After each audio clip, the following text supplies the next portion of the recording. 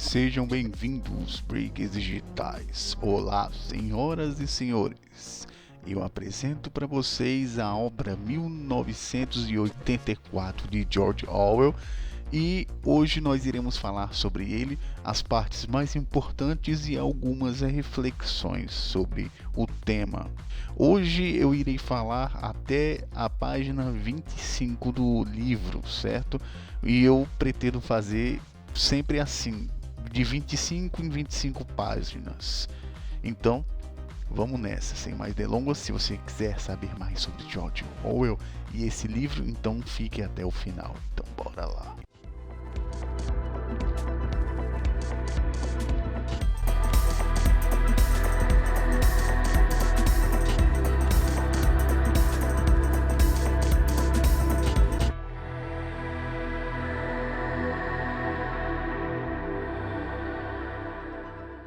Isso aqui é uma divisão que eu fiz. Tudo isso aqui abarca o capítulo 1, vamos dizer assim, do livro. E eu fiz desse jeito para não ficar muito grande o negócio de falas. Por isso que eu fiz desse jeito, para ficar um pouquinho mais organizado do que botar um monte de fala. Então, vamos à parte 1. Todas as partes mais importantes do livro eu vou colocando aqui e a gente vai discutindo, tá certo? Vamos lá.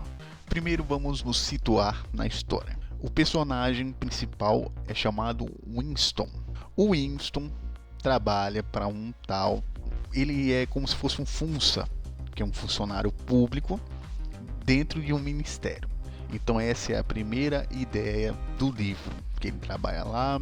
E vamos entrar em alguns detalhes conforme vou falando no livro, mas o importante é você saber disso, que o Winston ele trabalha para um ministério tal, e a história se desenrola na vida desse cara, esse tal de Winston.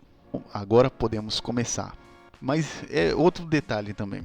O lugar onde o Winston vive, ele é um lugar onde existe um controle muito forte, como por exemplo dentro da Coreia do Norte e até mesmo na China. Então é ambientado para esses sistemas de controle muito forte, e era isso que o George Orwell ele queria em primeiro momento. Eu estou dando uma introdução, tá certo? Para vocês entenderem todo o contexto da coisa. Então vamos lá. Por trás de Winston, a voz da teletela continuava sua lenga-lenga, infinita sobre o ferro gusa e o total do comprimento com folga das metas do 9º plano trienal. A teletela recebia e transmitia simultaneamente todo o som produzido por Winston que ultrapassasse o nível de um sussurro muito discreto seria captado por ela. Mas enquanto Winston permanece em campo de visão enquadrado pela placa de metal, além de ser ouvido, também poderia ser visto. Claro que não havia como saber se você estava sendo observado no momento específico. A teletela é tipo uma tela que nesse universo ela filma você, ela filma e escuta tudo aquilo que você está falando. É como se fosse uma espionagem dentro da sua casa. Então essa é a ideia principal da teletela. E a segunda ideia é colocar o serviço que você tem que fazer, as metas, para ela ficar repetindo para você as metas. Então a teletela tem esses dois princípios. Primeiro, espionar você, e o segundo, ela mandar todas as metas para você não dizer que você não sabe quais são as metas. Então ela fica batutando sem você poder desligar ela, que é outro ponto importante. E o que seria a teletela hoje em dia? Tá na sua mão a teletela, que é o seu celular. Seu celular, todos os equipamentos eletrônicos que você usa são a teletela, certo? Vamos para a próxima. Na rua, pequenos rodamuinhos de vento formavam espirais de poeira e papel picado. Embora o sol brilhasse e o céu fosse de um azul áspero, que é aquele azul um pouco apagado, a impressão que se tinha é que não havia cor em coisa alguma, a não ser no pôster colado por toda parte. Não havia lugar de destaque que não ostentasse aquele rosto de bigode negro e o olhar para baixo. Na fachada da casa ao lado da rua, via-se um deles, dizendo: "O grande irmão está de olho em você." Era o letreiro. O que significa isso? Isso aqui é muito importante. Já foi falado dentro do... Independente do que eles fazem, tá certo? Independente do que eles fazem e as opiniões políticas deles, tem algumas coisas que servem, que é o Brasil Paralelo. Tem algumas coisas que servem, mas independente da ideologia deles, tá certo? Existe um documentário chamado Fim da Beleza, que fala sobre a arquitetura, esse tipo de coisa, e é muito importante. Se vocês puderem ver, é bom vocês assistirem, que vocês vão entender essa parte aqui, que é sobre a arquitetura. Muitas músicas do Mouchard Doma falam sobre isso, sobre como a arquitetura ela traz solidão, prisão. Não é mais aquela coisa de beleza, mas agora tem uma visão de tipo algo sem alma mesmo, algo sem alma. É uma coisa que só vocês veem. Então é importante vocês verem esse documentário, que ele fala exatamente sobre isso, que ele falando que parecia que não tinha cor nenhuma porra do negócio, porque não tinha vida lá, não tinha vida.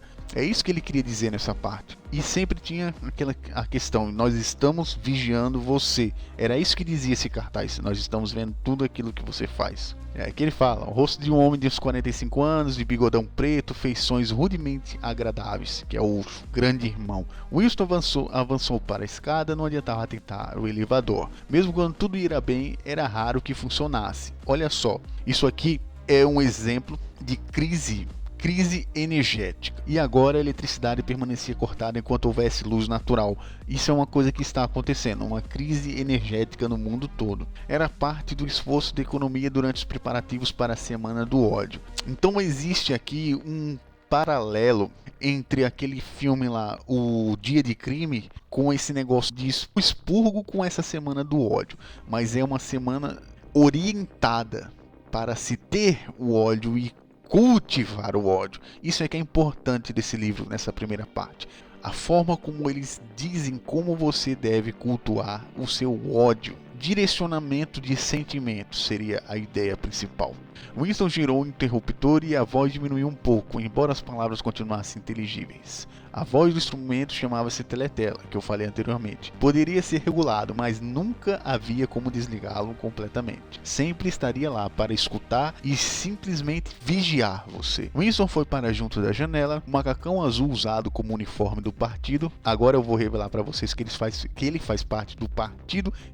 Ele é um funça do partido. Não fazia mais que enfatizar a magreza do seu corpo frágil, miúdo, o seu cabelo era muito claro, o rosto naturalmente sanguíneo, quer dizer que é tipo meu rosinha, a pele áspera por causa do sabão ordinário, das navalhas cegas e do friodo Invernock pouco antes de chegar ao fim. O que ele queria dizer com isso aqui? Ele queria dizer que nem sabão tinha direito, não tinha várias qualidades de sabão, não tinha várias qualidades de navalha. É isso que ele queria dizer, que tudo era controlado sem a questão do livre mercado. É isso que ele quer dizer nessa primeira parte. Sourcing. Isso é uma frase que fica. Ele bota isso lá. Que de todos os textos que tinham lá, só existia um que estava junto com ele, que era esse de Sourcing. Sourcing era a filosofia vigente desse lugar onde ele morava, que é o socialismo inglês, segundo as ideias dele, desse lugar e Oceania, certo? Era o único papel que tinha lá, fora o papel do líder lá. Ao longe, um helicóptero voando baixo sobre os telhados. Parou um instante como uma libélula e voltou a afastar-se em grande velocidade, fazendo uma curva. Isso aí era a polícia. A polícia, ela vigiava as pessoas de helicóptero. Era um Call of Duty sem guerra. Não tinha guerra para precisar de helicóptero, mas mesmo assim tinha helicóptero para vigiar as pessoas, bisbilhotando pelas janelas para ver lá se tinha alguma coisa.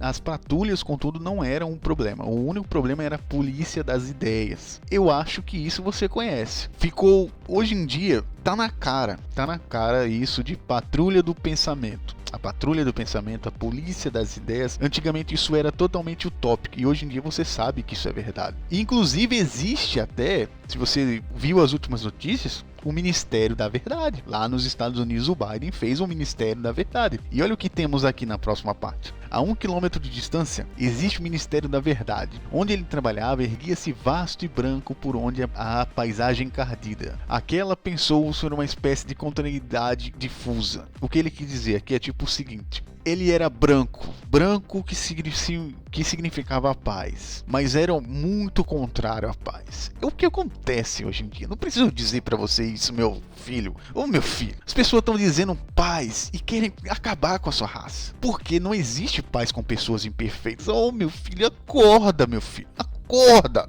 Não existe paz. Pessoas têm guerra, têm conflitos. Não existe paz em pessoas assim. Elas dizem que existe paz, mas não existe. Não existe. Primeiro momento que ela puder foder com você, ela vai. Porque o ser humano é assim, filha da puta. Vamos lá. Aquela era Londres, principal cidade da faixa aérea, uma terceira mais populosa das províncias da Oceania. Tentou localizar alguma lembrança de infância que lhe dissesse que Londres sempre fora assim? Isso aqui é uma lavagem cerebral, por isso que ele tentava se lembrar de como é que era. Ele nem sabia como é que era o passado, porque existia um controle sobre a história. Será que sempre houver aquele cenário de casas do século XIX caindo aos pedaços, paredes laterais encoradas com vigas de madeira, janelas remendadas com papelão, telhados reforçados com chapas de ferro corrugado, decrépitos muros de jardim ordenando em todas as direções, e os lugares bombardeados, onde o pó de gesso dançava no ar e a salgueirinha crescia e se espalhava sobre as pilhas de entulho. Isso aqui claramente, George Orwell, ele queria mostrar como é que o socialismo ele funciona. Eu não tenho mais dúvidas, desde quando eu li esse começo do livro, que ele está tentando fazer uma ligação entre isso, sobre, não é nem sobre o futuro da população, mas é sim sobre como funciona a implementação de mecanismos de controle. É isso que George Orwell ele queria dizer nesse livro. Com 25 páginas você já consegue saber que era isso que ele queria.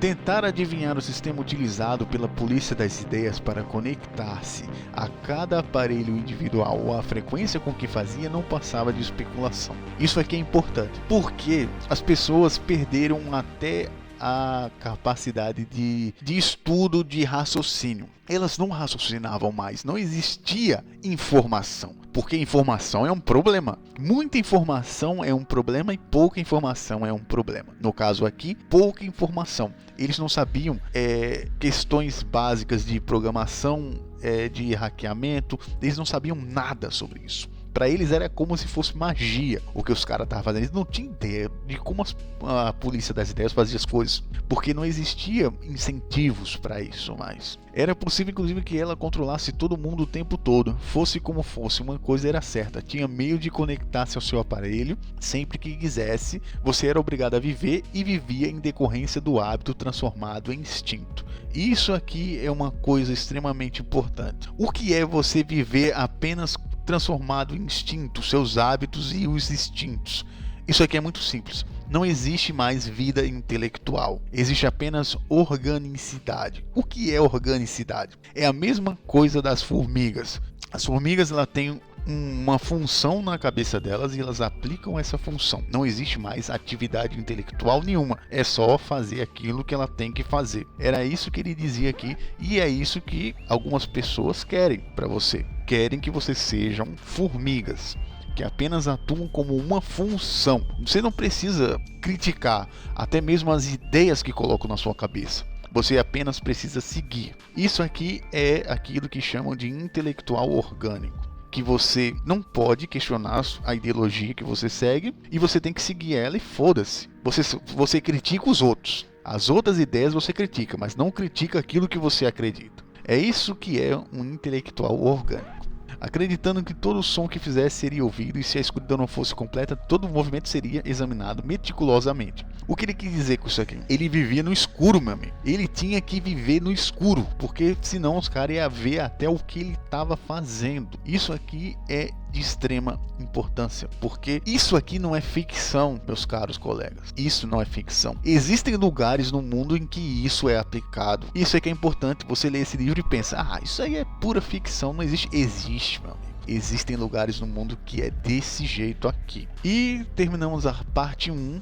Na próxima nós falaremos sobre a parte 2, para o vídeo não ficar muito longo e você conseguir acompanhar e refletir sobre isso, que é um livro muito bom. Ele é um livro muito bom e ele fala sobre a realidade de certa forma sutil. É um pouco sutil, mas muitas vezes ele é aberto demais para dizer: ó, isso aqui é o socialismo, tá vendo? Isso daí ele joga na tua cara mesmo, mas só que de um jeito de uma obra fictícia. Essa é a ideia do George Orwell nesse livro e também na Revolução dos Bichos. Por enquanto nós ficamos por aqui, espero que vocês tenham gostado. Reflitam sobre tudo que eu falei aqui hoje, sobre essa primeira parte de Winston e a vida, porque esse primeiro momento mostra como é que funciona a vida nesse lugar, como o tempo todo você pode ser vigiado e nem sabe, nem se dá conta disso. Valeu, breakers digitais, e até a próxima.